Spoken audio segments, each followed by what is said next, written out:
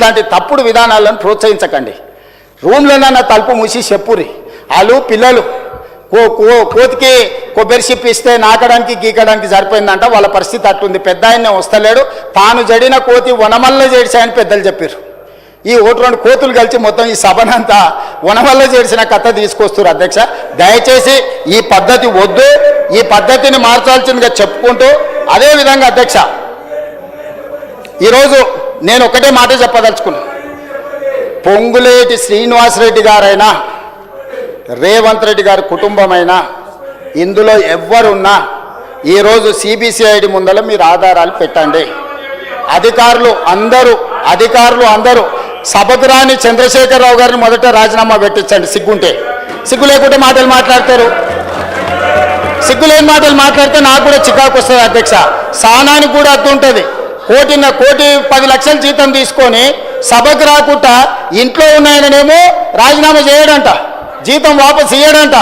రోజు 18 గంటలు చేసి 4.5 లక్షల ఇందిరమ్మ ఇండ్లు కట్టించి ఈరోజు లక్షలాది దళితుల గిరిజనులకు ఆదివాసులకు ఇండ్లు ఇచ్చి వాళ్ళ ఇళ్లలో వాళ్ళ ఇండ్లలో వెలుగు వాళ్ళ కళ్ళల్లో ఆనందం చూసే పొంగులేటి శ్రీనివాసరెడ్డి రాజీనామా చేయాలంట.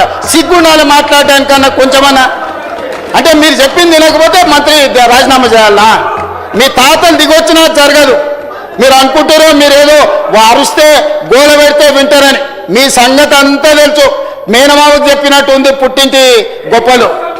గురువింద కింద ఎంత నల్లగుందో తెలియదు. వాళ్ళ కింద ఎంత నల్లగుందో నాకు తెలుసు. నేను మొత్తం చూసి వచ్చినాను అధ్యక్ష. ఇక నేను ఎక్కువ చెప్తే బాగుండదు, చిట్టా ఇస్తే అసలు బాగుండదు. ఒకటే అధ్యక్ష, ఈరోజు నేను ఒక మాట చెప్పదలుచుకున్నా. రాజకీయంగా ప్రతిపక్షంగా వాళ్ళ అంశాలు లేవనెత్తడం, నిరసనలు తెలపడం, ధర్నా చేయడం, వాళ్ళు ఈ రకంగా ఏ డిమాండ్ చేసినా ఒక్క నిమిషం కేటీఆర్ గారు దయచేసి వినండి. ఇది వినాల్సిన సందర్భం. దయచేసి ప్లీజ్ ట్రై టు అండర్స్టాండ్. ఏ అంశమైనా వాళ్ళు లేవనెత్తవచ్చు, ఏ అంశాన్నైనా ప్రస్తావించవచ్చు. ఎందుకంటే జడ్పీటీసీగా, ఎమ్మెల్సీగా, ఎమ్మెల్యేగా, ఎంపీగా అన్ని చట్టసభలలో నేను పనిచేసి వచ్చిన. చాలామందికి లైఫ్ టైం మొత్తం ఎమ్మెల్యేగానే ఉంటారు, కొంతమంది ఎంపీగా ఉంటారు. నేను స్థానిక సంస్థల నుంచి, కోఆపరేటివ్ సొసైటీస్ నుంచి చెప్పాలంటే వెనక్కి వెళ్తే అక్కడ నుంచి ఈ దేశంలో ఉండే అన్ని చట్టసభలు నేను చూసి వచ్చిన. ఏ చట్టసభలైనా గ్రామాలలో ఉండే సమస్యల మీద చర్చకు వినియోగించుకోవాలి. గ్రామాలలో ఉండే సమస్యనే నియోజకవర్గ సమస్య, జిల్లా సమస్య, రాష్ట్రం సమస్య, దేశం సమస్య. ఏ గ్రామంలో ఆ గ్రామంలో సమస్యలు పరిష్కరించుకుంటే దేశం అంతా సమస్యలు లేని దేశంగా ఉంటుంది. అట్లాంటి ప్రయత్నాలు చేసేటప్పుడు మీ దృష్టికి వచ్చిన వాటిని మీరు వేటినైనా ఇక్కడ ప్రస్తావించవచ్చు, మీరు మాట్లాడవచ్చు, మీరు డిబేట్ చేయొచ్చు. డిబేట్ చేసిన తర్వాత ప్రభుత్వం ఒక నిర్ణయానికి వస్తుంది. నిర్ణయానికి వచ్చిన తర్వాత we have to move forward. Next అంశానికి వెళ్ళాలి, నెక్స్ట్ అంశం ప్రస్తావించాలి.